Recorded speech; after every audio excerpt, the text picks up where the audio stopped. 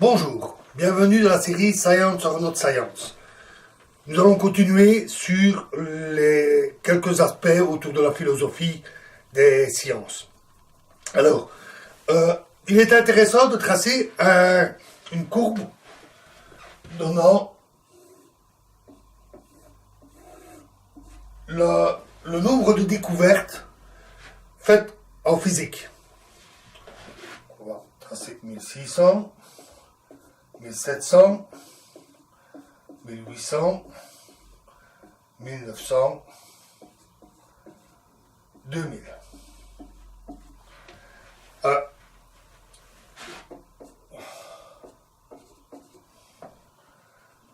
On observe un graphique qui fait à peu près comme ça.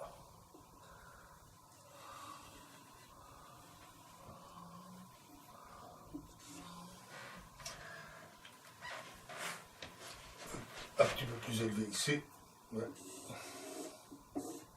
Ce n'est pas... C'est la forme qualitative de la courbe qui nous intéresse. Alors, cette courbe représente les découvertes faites en physique et pas du tout leur exploitation. Donc, toutes les découvertes dérivées ou secondaires qui peuvent en découler. Uniquement les découvertes fondamentales principales. Alors, c'est le nombre de découvertes par an. Typiquement une vingtaine pour le maximum par an. Alors, les sources pour obtenir ce graphique-là, grosso modo, jusqu'à environ 1900, ce sont les données historiques. Et pour la deuxième partie, le compte rendu des conférences Nobel et l'analyse depuis 1950 environ de la revue scientifique américaine. On peut constater quelques éléments importants de ce graphique. D'abord, une naissance au début du XVIIe siècle, fin du XVIe, puis une progression régulière, une accumulation de connaissances chaque année, une montée très nette au XIXe siècle, avec un nouveau palier, mais beaucoup plus élevé, donc avec plus de découvertes chaque année. Une véritable explosion dans la première moitié du XXe siècle, et un nouveau palier, toujours très soutenu en termes de nombre de découvertes faites chaque année. Alors, ce pic-là correspond typiquement à l'explosion conceptuelle qui a découlé de la découverte de la mécanique quantique.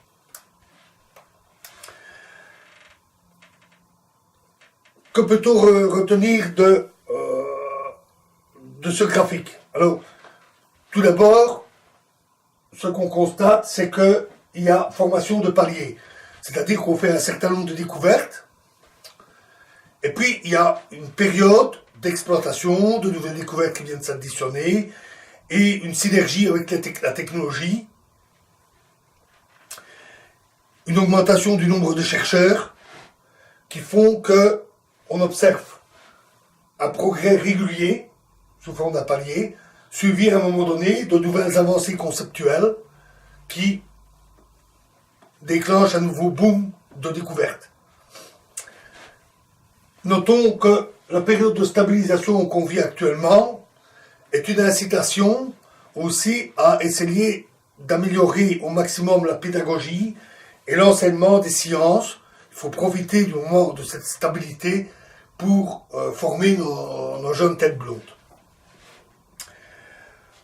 Cette courbe est très différente de celle des applications et des découvertes dérivées des découvertes fondamentales qui, elle, a plutôt tendance à suivre une courbe exponentielle.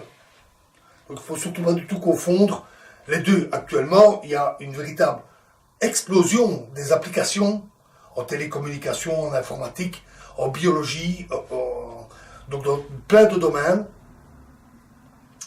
Donc il ne faut surtout pas confondre les deux. Et d'ailleurs, il y a d'autres courbes que celle-là. Celle-ci, c'est la courbe de la physique, des découvertes fondamentales en physique. Mais on peut tracer d'autres courbes, par exemple pour la biologie, et où le boom est toujours actuel.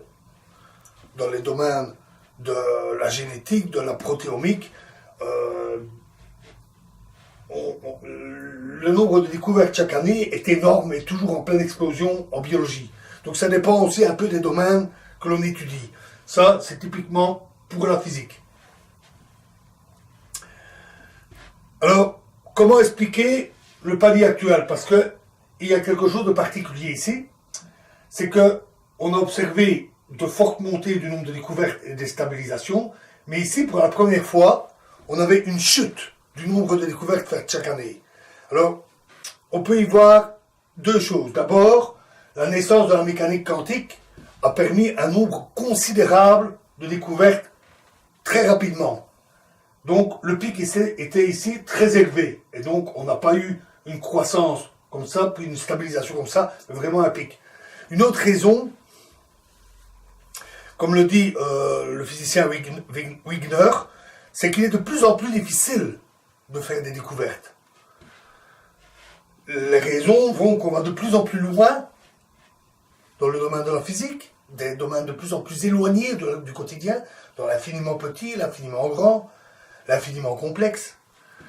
C'est de plus en plus complexe. Et les équipements sont souvent de plus en plus compliqués, plus lourds. D'immenses accélérateurs de particules, d'immenses télescopes, des réseaux de satellites dans l'espace et des sondes. Donc ça devient très difficile. Alors, pourrait-il encore y avoir un nouveau boom dans l'avenir? C'est possible, mais selon la réflexion d'Egner, c'est assez peu probable. Mais ce n'est pas du tout exclu.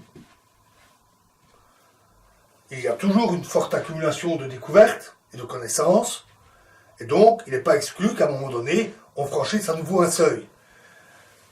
On a beaucoup spéculé là-dessus, mais c'est l'avenir qui nous le dira, hein, parce que je n'ai pas de boule de cristal. Je l'ai oublié en bas, donc c'est pas grave.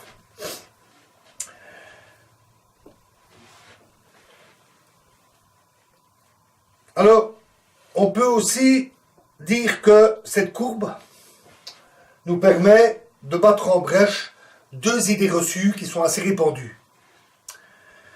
D'abord, celle qui dit qu'on est en pleine explosion de la physique.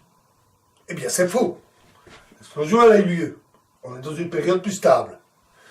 Oui, les applications, la courbe exponentielle, les applications en physique appliquée, en technologie et les découvertes dérivées, oui, là, on est toujours en plein boom. Mais pour ce qui est des découvertes fondamentales, non, le boom est passé. La deuxième idée reçue, que l'on trouve parfois chez ceux qui se penchent sur les théories fondamentales, c'est que la physique serait morte à cause de cette chute. Et c'est faux aussi, parce que le taux de découverte chaque année reste très élevé, plus élevé qu'avant ce boom de la mécanique quantique. Donc la physique, elle est loin d'être morte, elle est très active, avec de très nombreuses découvertes chaque année. Ensuite, penchons-nous sur le concept de science exacte. On dit que souvent que la physique fait partie des sciences exactes, et elle en est même l'archétype. Alors, la physique fait une hypothèse à caractère philosophique. Elle dit que les phénomènes naturels obéissent à des lois fixes, que l'on peut donc étudier. Donc précisément, elle dit que l'on peut décrire la matière, les phénomènes physiques, et le faire en employant les mathématiques. C'est une hypothèse qui s'avère plutôt bien vérifiée. Alors, comment ça se passe exactement? Prenons un exemple. Newton, il a établi ses lois de la mécanique en partant d'une telle description. Donc, il a considéré, d'une part, si on considère ce qui est physique, les phénomènes naturels, les objets naturels, les systèmes naturels, et d'autre part, la représentation, la description mathématique, il y a d'une part le mouvement. Il a représenté ça de manière analytique par une fonction qui donne la position en fonction du temps. Et a ajouté quelques hypothèses sur cette fonction, à savoir qu'elle est continue et dérivable. Ensuite, il a postulé une cause au mouvement, qu'il a identifié à un objet mathématique, un vecteur, force. Et les lois qui relient les causes au mouvement ont été traduites mathématiquement avec la formule bien connue: la force égale la masse fois l'accélération, qui est une des lois de la dynamique de Newton.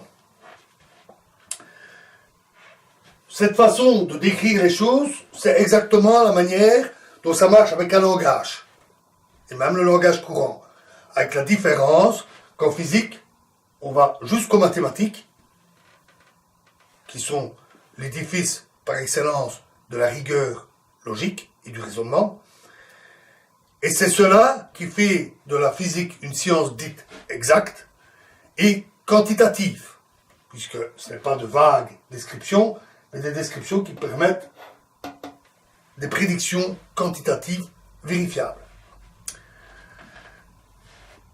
On peut se poser la question de pourquoi une telle adéquation est-elle possible entre le réel et la mathématisation que l'on en fait. On a en tout cas des raisons d'y croire. Tout d'abord parce que les théories, les descriptions mathématiques ont été vérifiées à la précision des mesures données par nos instruments, souvent meilleures qu'à 1 millionième près. Les résultats, les théories sont très précises. Elles ont été aussi confirmées par des millions d'expériences et d'applications qui recouvrent pratiquement tous les domaines théoriques. Je ne parle pas que des théories de Newton, bien entendu. Et aucun résultat expérimental n'a jamais infirmé cette capacité d'adéquation. On l'a parfois changée, améliorée, mais elle marche toujours. Ensuite, les théories conduisent à des conséquences qui suggèrent de nouveaux phénomènes physiques qui ont été confirmés. C'est arrivé très souvent. L'approfondissement, donc je parlais que quand on fait des expériences, on peut être amené à améliorer les théories. Une nouvelle théorie, une nouvelle amélioration ne consiste en général pas à rejeter tout ce qui a été fait. Par exemple, la relativité et la mécanique quantique ont introduit de nouveaux outils mathématiques pour les décrire, mais ils ne rejettent pas les anciens. Les anciens, comme les théories de Newton, deviennent un cas limite. La structure mathématique de Newton est retrouvée à partir de la relativité, par exemple, lorsque les vitesses sont suffisamment petites par rapport à la vitesse de la lumière. Les approfondissements obtenus avec les outils mathématiques sont aussi un rapprochement des différentes théories. Par exemple, au XIXe siècle, on connaissait les lois de l'optique, déjà bâties en partie par Descartes, puis par Huygens et par d'autres, et est arrivée la théorie de Maxwell de l'électromagnétisme. Et on a pu retrouver les lois de l'optique à partir de la théorie de Maxwell. Cela montrait que la lumière était un phénomène électrique et magnétique. Et ces rapprochements théoriques sont devenus de plus en plus fréquents, de plus en plus nombreux. Pour arriver au final à avoir des théories qui au niveau le plus fondamental, dérive d'un nombre restreint de lois formulées mathématiquement. Voilà ce qui fait de la physique une science dite exacte et quantitative. Voilà, dans la suite, nous étudierons les différents modes de raisonnement logique employés en science. Je vous remercie.